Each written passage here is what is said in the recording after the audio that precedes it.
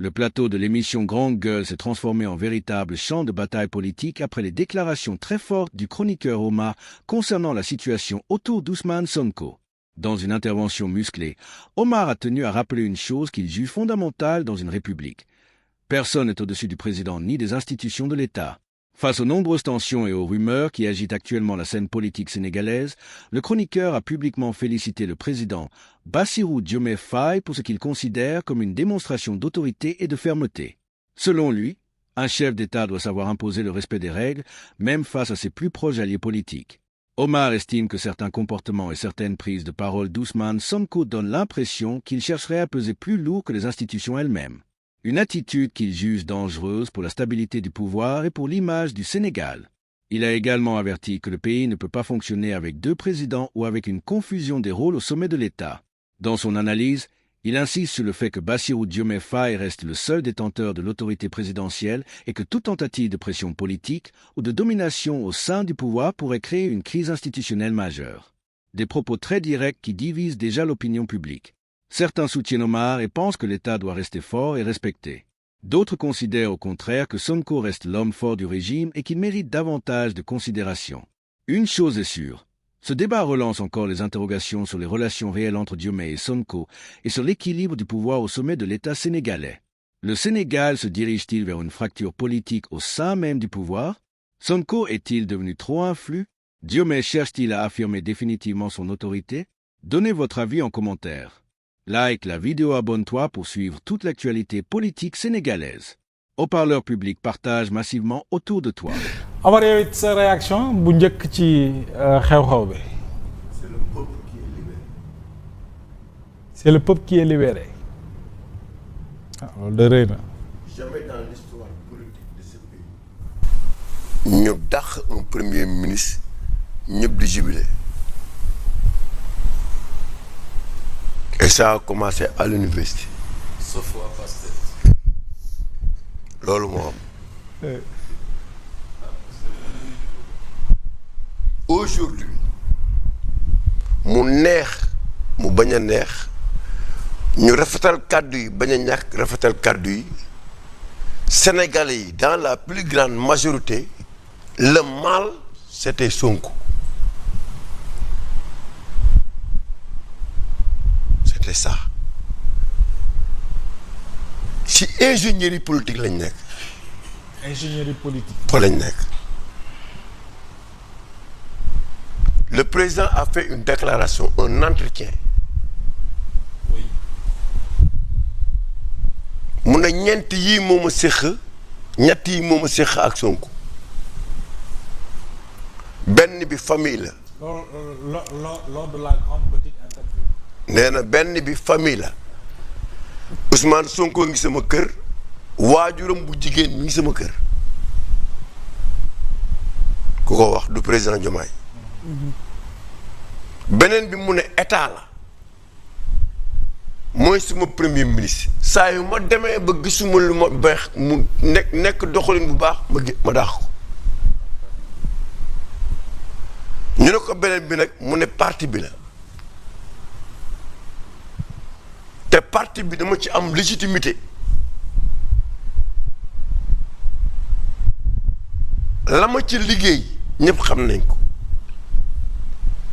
structure parti bi yëpp maa ko defar yenn saay ma oo ko diggante xarit ma yedd ko moo yedd boobu nag am na lu muy signifié ki ñuy yedd nag lu tax ñu di lay yedd mooy am na loo jëf lan nga jëf ba ñu lay yedd loolu lañ bëgg a xam ñun yedd la wax de waxul ñu waxtaan yenn saa yi mu def dara mu oo ko yedd ko waa ko ñu yedd am nga loo def tey jii que la présidence la Sonko tontu ko ci assemblée tey la ko tontu ci assemblée bi nee na dama ko sàkk woon moo tax moom ak assemblée nationale ñoo ko déggoo pour mu dem tey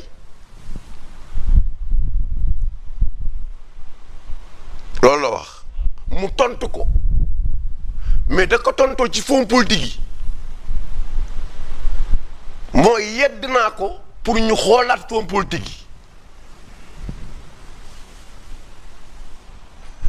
yi indil naa ko loi mu gàntal ma indiwaat ko loi mu gàntal ma ne ko nag bis bu ñu demee ba député yi def une proposition de loi pour ñu xoolaat nan la ñuy organiser les fonds politiques bu boobaa dina ñaaw gàcce la si ñun loolu la ko tontu donc il veut montrer que la responsabilité c'est le président mais pour ñu bañ ko jut baaraam si la waxee ne man sax am naa fonds politique mooy mi ngi préparé président mu ne man sax am naa fonds politique 1 milliard 700 et quelques donc il a 5 millions par jour 100 et quelques par mois. waaw boobu ñu bëri ñi ngi laam-laamee lan moo indi wax ci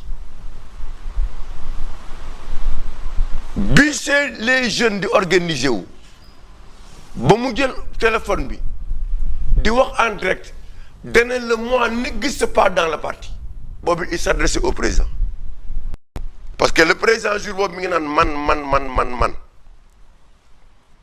mu ne ko le moi n'existe pas dans le parti meeting bi am Abdourahmane Diouf wax mu ne ko ñun décret faale wuñ ko parti bi xamul lool donc tous actes bu président posé moom Sonko tontu na ko il a fallu qu'il y ait action réaction du président lii bett ma te tey bu ko daaxul woon lii lay wax kon le président sera obligé d'agir ok day am action réaction par rapport à la déclaration de Sonko à l'Assemblée et il l'a dit devant les députés du peuple. Est-ce que quelque part poussewul président au bout waaw mais tu as vu le discours que Sonko a tenu ak li mu wax président tey de Serigne Ngoundou à nos jours lu ne lu bon wax na ko amul benn acte posé par le président te Sonko posé wul benn acte contraire Ousmane. micro bi s'il te plaît décret bi président defaroon na ko bu yàgg continuer. waaw kay. waaw est-ce que yaa ngi dégg. amul benn acte bu président posé te Sonko waaw posé wul le contraire mais le président a été patient jamais un président de la République jamais dans l'histoire politique n'a aussi été patient. un président de la République dans ton propre camp ñu lay attaqué comme si kii c'est un simple militant. wax na ko d'ailleurs ci interview bu mu mujjee def ak journaliste yi. simple militant Diomaye mii et war na ne ko ne que tey dinaa la war ne la jaar naa lël war na ko te jaaroo fa man jaar naa lël te yàgg nañ ko wax fi ni man mi ngi koy xamal ne ko am naa ay vertu am na fu ma jaar man jaar naa lël boo secret rek xaw ma valeur yooyu nag la ko pays président wan gannaaw bu mu jëlee patience bàyyi ko mu dawal te nag lañ wax di dëgg li ko war yëpp président jox na ko Ousmane Sonko même premier ministre très franchement tous les premiers ministres qui se sont succédés dans ce pays xam nañ ne jamais un président amul doole bii Ousmane Sonko am loolu moo am mais réew nag dina toll fa xamante ni ne ce n'est plus Diomaye en tant que militant ou responsable de Pastef il gère un État il gère un pays boobu nag am na fu may toll ñu associé ko il devient au président de prendre ses responsabilités. Et ces responsabilités, si Sonko pense qu'il pourra avoir ce qu'il avait, il se trompe lourdement. D'ailleurs, c'est les premiers étudiants, ces premiers soutiens ñooy yuux fu nekk ni jakartamaan ni étudiants yi jaay ko téléphone yi. étudiants yi d'ailleurs ñoom bu dee mën nañ ko xool ñoom ñi ngi way actuellement di jubilé te président Diomaye la ñuy way.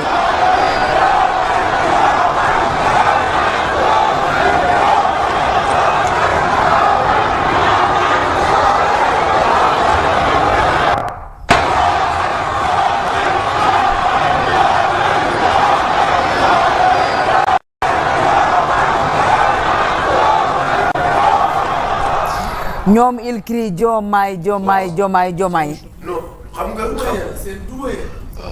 waaw duma yi moo tax ñuy jubilé. waaw buñ leen dumaa ba ñuy tëb ca kaw balcon yi ca lañ ma yóbboon man dinaa dem ci feet ga sax bu ma paree. ndax ñoom maa ngi moom ñoo ma bokkoon naqar wa. université. mais lii nii naka lañ ko mën a analyser. waaw mais c'est pas que c'est le peuple maintenant. On va voir entre Pastef et le peuple qui est plus puissant.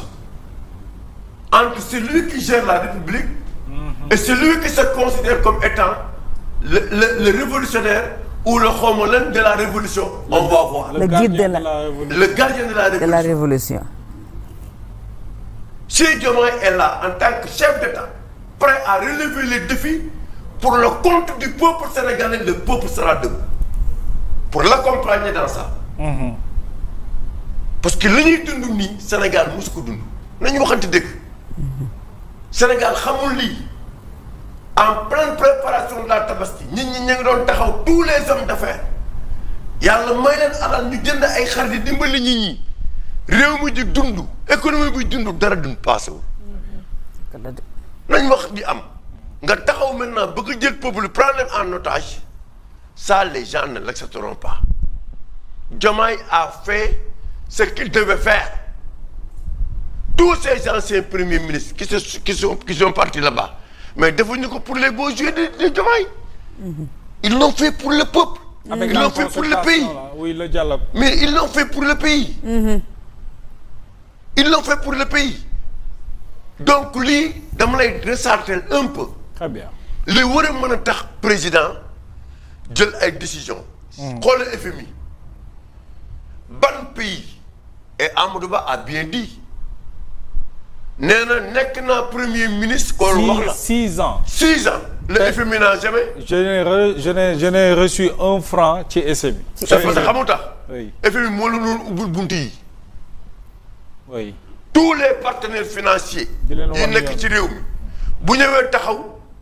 FMI ne leen réew mi. crédible abal leen. et Wade aussi. Abdoulaye Wade n'a jamais emprunté. Ce que les gens oublient mooy FMI c'est avec Covid bi la ñu abalee xaalis mais li fi am yëpp Sénégal di ko investir ba toll tey du FMI moo génne 100 francs. donc ingéniosité régime yi fi newoon. mais bien sûr mais lii mooy Sénégal. lu tax ñun mënuñu ko. mais dañ ko mën a parce que Sonko moo bëgg a indi loo xamante ni ne amul ci réew mi. mooy dañoo xuloog FMI. amul ci réew mi. bii dañoo xuloog FMI.